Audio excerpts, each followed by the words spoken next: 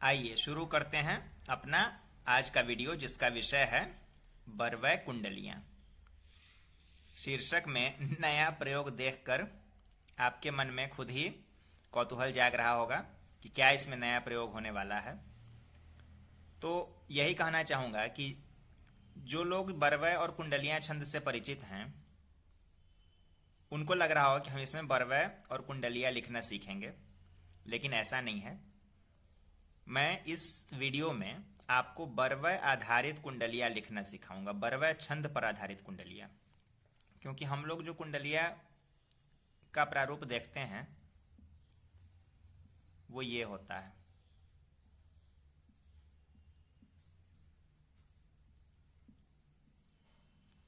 आपको पता है, मैंने बताया भी है कुंडलियां छंद लिखना, बरवै छंद लिखना, सब कुछ प्लेलिस्ट में है, देख सकते हैं आप लोग जिन्होंने नहीं देखा है। तो नए लोग जो हैं या वरिष्ठ लोग भी जो हैं दोहा और रोला के संगम से कुंडलिया छंद को जानते हैं। आज हम इस वीडियो में एक प्रयोग करेंगे, क्योंकि देखिए छंद ऐसी चीज है कि आप इसमें प्रयोग भी कर सकते हैं। भले ऐसा शास्त्रीय विधान बरवै आधारित कुंडलियां पर नहीं बताया गया हो, लेकिन ऐसे प्रयोगों से जो आपकी रुचि है वो छंदों में और बढ़ती है। जब हम लोग कोई खेल खेलते हैं तो परंपरागत तौर पर खेल खेलते खेलते किसी दिन जब उसमें कोई बदलाव किया जाता है तो आपने महसूस किया होगा खेल का आनंद बढ़ जाता है। छंदों के साथ भी वही है। ऐसा नहीं है कि हमने शास्त्रीय प्रामाणिकता पर कोई प्रश्न उठाया है, बिल्कुल नहीं, लेकिन ऐसे प्रयोगों से छंदों में एक अलग रुचि जगती है। जैसे मान लिया आपने कोई आयोजन किया, उसमें बरवै आधारित कुंडलियां लिखने का आयोजन कर लिया, तो ये एक अलग तरह की जो है वहां पर एक अभिरुचि बन जाएगी कि ये हमें कुछ नया करना है। तो इस वीडियो में हमारा विषय वही नया है, बरवै आधारित कुंडलियां। मैं बरवै छंद पर आधारित कुंडलियां लिखकर आपको इसमें दिखलाने वाला हूं। आइए शुरू करते हैं। बरवै आधारित कुंडलियां लिखने के लिए कुछ बातों का ध्यान रखना पड़ेगा। देखिए, जैसे कि यहाँ पर नाम के सामने ही मैं लिखूंगा जिससे कि आपको समझने में आसानी हो। ये जो बरवै छंद है, आपको पता है कुल 19 मात्राओं का होता है। हर एक पद, बरवै के 2 पद होते हैं और दोनों पद 19-19 मात्राओं के होते हैं। और इन 19 मात्राओं की मात्रा बांट 12/7 पर चलती है। आपको मालूम है पद का अंत दोहे की तरह इन 7 मात्राओं में पद का जो अंत होता है वो दोहे की तरह गुरु और लघु से होता है। और ये 12 मात्राएं जो है अष्टकल प्लस चौकल ऐसे हो जाती है। तो ये 12 वाला हो गया। और ये 7 में अंत में तो 2 और 1 आया ही, तो बच गया क्या? चौकल। चौकल और गुरु लघु, तो 4, 5, 6 और 1 7। तो यही बरवै की मात्रा बांट होती है। अब चलिए कुंडलियां की बात करते हैं। कुंडलियां में हमको मालूम है 6 पद होते हैं। जिस शब्द अथवा शब्द समूह से कुंडलियां का आरंभ होता है उसी शब्द या शब्द समूह से कुंडलियां का यहां पर समापन होता है।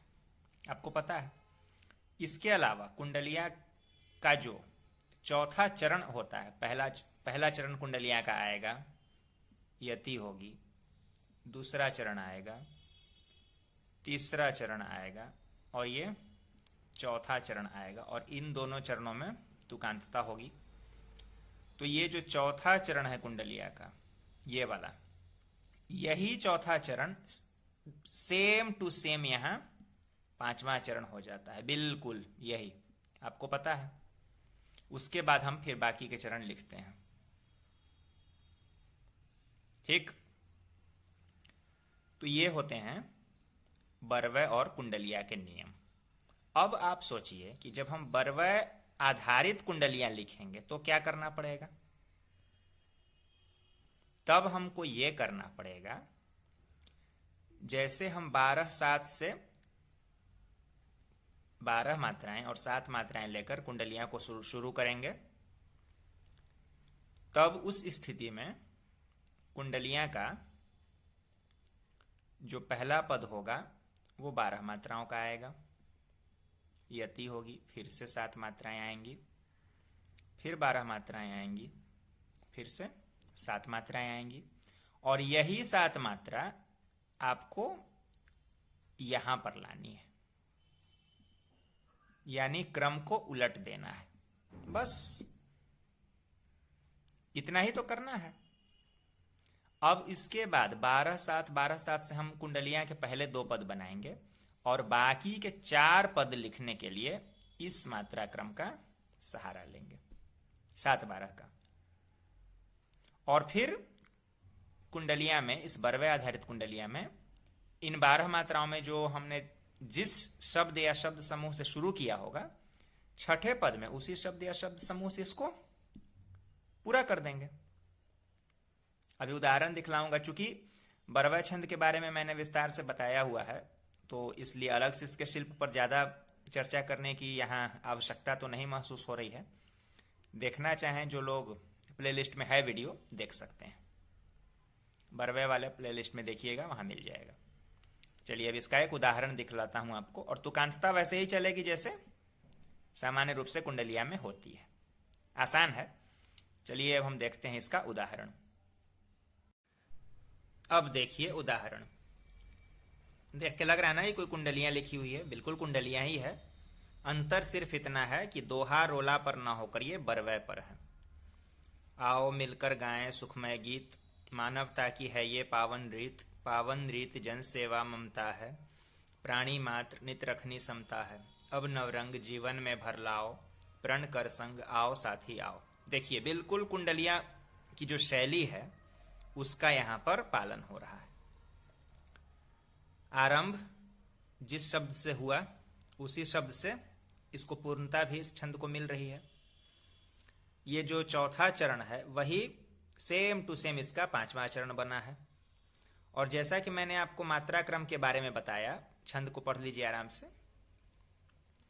जैसा कि मैंने आपको मात्रा क्रम के बारे में बताया कि हमको जब इसका आरंभ करना है तो 12/7 2 चरण, 2 पद जो होंगे 12/7 पर चलेंगे, जैसे हम लोग दोहा वाला चलाते हैं। उसके बाद जो रोला छंद आता है वो लगभग दोहे का उल्टा होता है, पूरी तरह तो नहीं लेकिन लगभग दोहे का उल्टा होता है। तो इसीलिए पहले 2 पदों के बाद हमने जब बाकी के 4 पद लिखे तो जैसे रोला छंद दोहे के लगभग उल्टा होता है, हमने यहाँ बरवे को उल्टा कर दिया। बरवे के जो पद हैं उनमें जो मात्रा क्रम होता है उसको हमने पलट दिया, तो बाकी के 4 पद बन गए। देखिए बिल्कुल कुंडलिया में जैसे 2 पद तुकांत चलते हैं, यहाँ भी 2 पदों में तुकांतता हो रही है। सुखमय गीत पावन रीत, ममता है समता है, लाओ आओ। आसान भी है, रोचक भी है और नया प्रयोग भी है। जब भी कोई आयोजन हो, कवि सम्मेलन हो या फिर किसी सोशल मीडिया साइट पर आपको कोई आयोजन करना हो, या फिर घरों में अगर आप लोग जो हल्के फुल्के क्षणों में कोई कवि सम्मेलन इस तरह का प्रयोग अगर करते हैं तो इस छंद को बरवे कुंडलियां को आप ले सकते हैं। इस तरह के प्रयोगों से छंदों के प्रति रुचि ही बढ़ती है। आशा है कि यह छंद आप लोगों को अच्छा जरूर लगा होगा। इस छंद से संबंधित कोई भी प्रश्न हो कमेंट बॉक्स में जरूर पूछिए। मिलते हैं अगले वीडियो में किसी नए विषय के साथ।